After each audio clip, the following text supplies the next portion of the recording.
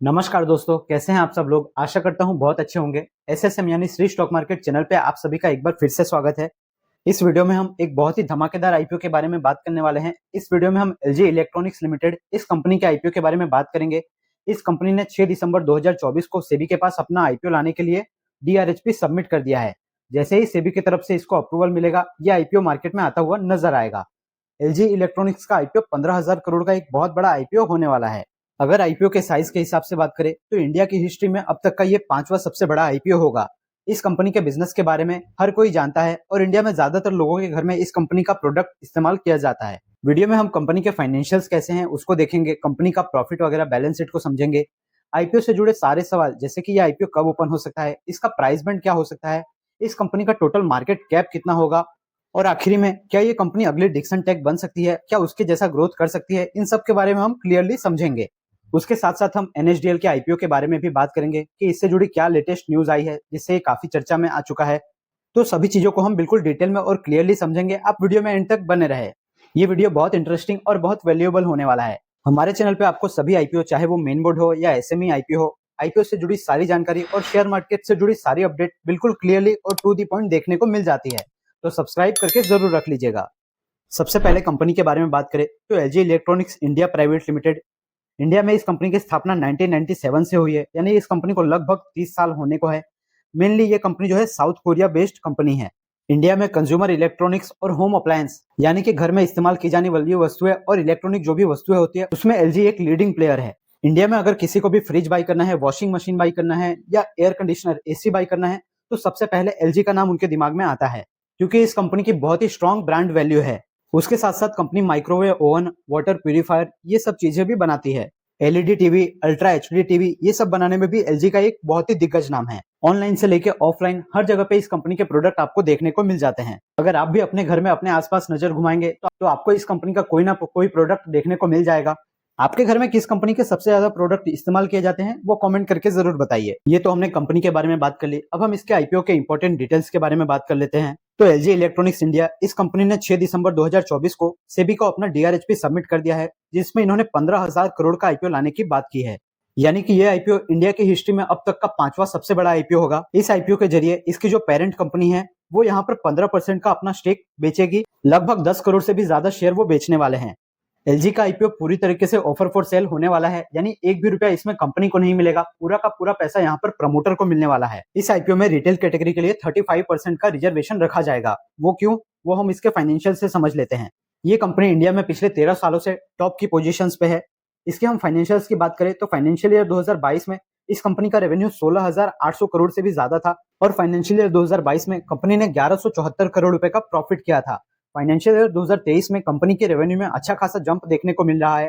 Company का revenue 2023 में लगभग 20,000 करोड़ के आसपास पहुंचता हुआ नजर आया। साथ ही कंपनी का जो प्रॉफिट है वो भी 1340 करोड़ के आसपास पहुंच गया।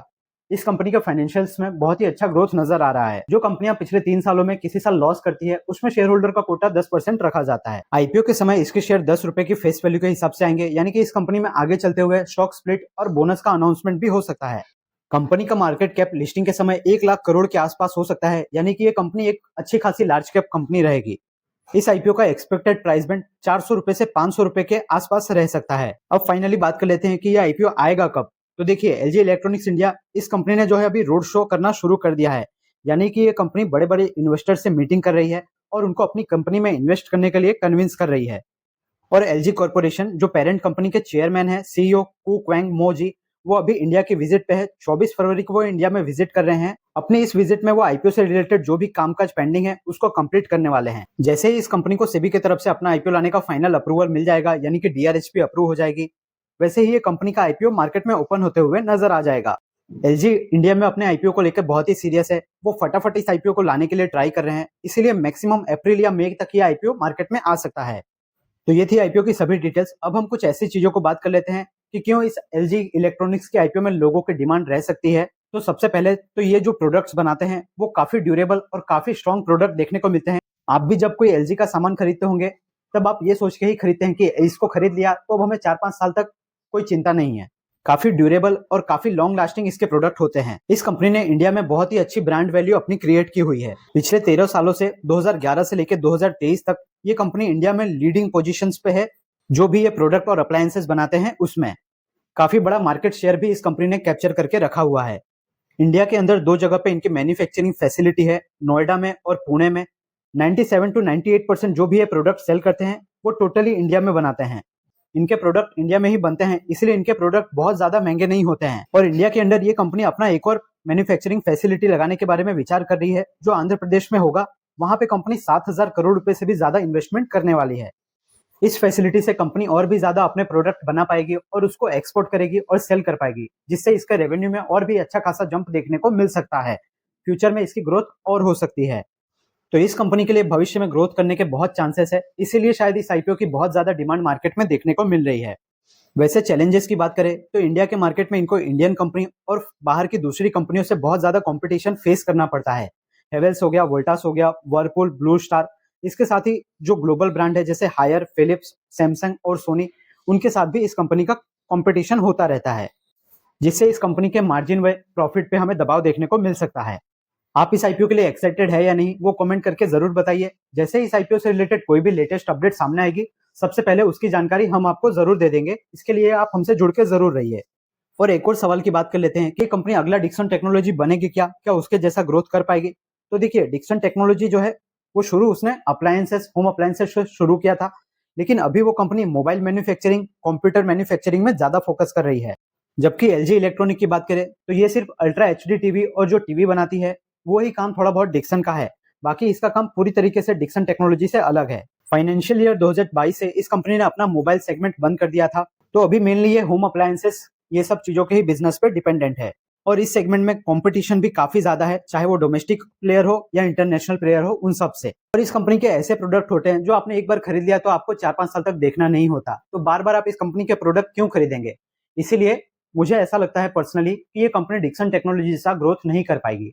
आपकी क्या राय है वो कमेंट करके जरूर बताइए। वीडियो में आगे बढ़ने से पहले रिक्वेस्ट है, अगर आपको ये सारी जानकारी बिल्कुल क्लियरली समझ में आई है तो वीडियो को एक लाइक जरूर कीजिए। आपके एक लाइक से हमें बहुत मोटिवेशन मिलती है। और अभी तक आपने चैनल को सब्सक्राइब नहीं किया है तो ऐसे ही वैल्यूएबल इन्फॉर्मेशन पाने के लिए सब्सक्राइब करके जरूर रख लीजिए। अब हम एनएसडीएल आईपीओ के बारे में बात कर लेते हैं, जिसकी अभी हाल ही में काफी ज्यादा चर्चा चल रही है, क्योंकि इससे रिलेटेड एक लेटेस्ट अपडेट सामने आया है। जो एनएसडीएल कंपनी के सीनियर मैनेजमेंट लेवल के लोग हैं वो कह रहे हैं कि यह आईपीओ मार्च तक देखने को मिल सकता है, क्योंकि इनको सेबी की तरफ से 2024 में सितंबर के महीने में ही अप्रूवल मिल चुका था और इनका जो आईपीओ लाने का टाइमलाइन होता है वो बहुत ही नजदीक आ गया है। तो बहुत ज्यादा पॉसिबिलिटी है कि ये आईपीओ हमें मार्च के महीने में ओपन होते हुए दिख जाए। अगर थोड़ा सा डिले भी होता है तो अप्रैल की स्टार्टिंग में ही ये आईपीओ आ सकता है। 15 अप्रैल से पहले तक ये आईपीओ आने के चांसेस बहुत ज्यादा है। एनएसडीएल के आईपीओ की भी बहुत ज्यादा डिमांड हमें मार्केट में देखने को मिल रही है। वो क्यों? क्योंकि इसका जो काम है वो सेक्टर में सिर्फ एक ही कंपनी करती है, जो ऑलरेडी पहले से मार्केट में लिस्टेड है, CDSL, central depository services limited, और एक ये कंपनी है एनएसडीएल। तो जब भी कोई मोनोपोली और डुओपोली वाला बिजनेस होता है तो ऐसे बिजनेस में बहुत ज्यादा ग्रोथ होती है और इन्वेस्टर्स ऐसे स्टॉक्स को हाथों हाथ लेते हैं और काफी ज्यादा इन्वेस्टमेंट करते हैं। इसीलिए इस आईपीओ की बहुत ज्यादा डिमांड देखने को मिल रही है। हमने इस आईपीओ के इन डिटेल में एनालिसिस किया हुआ है, इसके बिजनेस वगैरह को हमने बहुत ही डीप में एनालिसिस किया हुआ है, उसको आप इस वीडियो में देख सकते हैं, या फिर ये वीडियो जब खत्म हो रहा होगा तो आपको एंड स्क्रीन पे वो वीडियो देखने को मिल जाएगा, तो उसको आप क्लिक करके जरूर देखिएगा। तो ये थी सारी अपडेट एनएसडीएल के आईपीओ से रिलेटेड और एलजी के आईपीओ से रिलेटेड। आप दोनों में से कौन से आईपीओ के लिए ज्यादा एक्साइटेड है वो कमेंट करके जरूर बताइए, और अगर आप दोनों आईपीओ के लिए एक्साइटेड है तो भी आप हमें कमेंट करके जरूर बताइए। अगर ये वीडियो आपको इन्फॉर्मेटिव लगा है तो इस वीडियो को एक लाइक जरूर कीजिए। आईपीओ और शेयर मार्केट से रिलेटेड सारी जानकारी एकदम क्लियर और टू दी पॉइंट समझने के लिए आपके अपने चैनल एसएसएम यानी श्री स्टॉक मार्केट को सब्सक्राइब करके बेल आइकन को जरूर प्रेस कर लीजिए। इससे आपकी आईपीओ और शेयर मार्केट से रिलेटेड बहुत ज्यादा हेल्प हो जाएगी। चैनल पे विजिट करके आप अपकमिंग मेन आईपीओ की प्लेलिस्ट को जरूर चेकआउट कीजिए। बहुत ही इंटरेस्टिंग आईपीओ के बारे में हमने वहां पर बात करके रखी है। इसके अलावा मेन बोर्ड और एसएमई आईपीओ के रिव्यू का भी प्लेलिस्ट हमने बना रखा है, उसको भी एक बार जरूर चेकआउट करें। वीडियो के डिस्क्रिप्शन में और चैनल के अबाउट सेक्शन में आपको टेलीग्राम चैनल और व्हाट्सएप चैनल का लिंक मिल जाएगा। वहां पर हम किसी भी आईपीओ से जुड़ी कोई भी लेटेस्ट जानकारी होती है वो सबसे पहले शेयर करते हैं। आईपीओ का लेटेस्ट ग्रे मार्केट प्रीमियम, ये सब भी हम शेयर करते हैं। इसके साथ साथ किसी स्टॉक्स को ऑर्डर मिल रहा है, कोई इंपॉर्टेंट न्यूज आ रही है, वो भी सारी चीजें हम सबसे पहले अपने टेलीग्राम में शेयर करते हैं। तो अगर आपको लगता है कि इससे मेरी हेल्प हो सकती है तो आप उसको एक बार ज्वाइन करके जरूर रख लीजिए। अगर आपका कोई भी फीडबैक है तो वो हमें कमेंट सेक्शन में जरूर बताइए। मैं मिलता हूँ आपसे नेक्स्ट वीडियो में, तब तक के लिए याद रखिए, the more you learn the more you earn. आप जितना ज्यादा सीखेंगे आप उतना ज्यादा कमा सकते हैं। Thank you.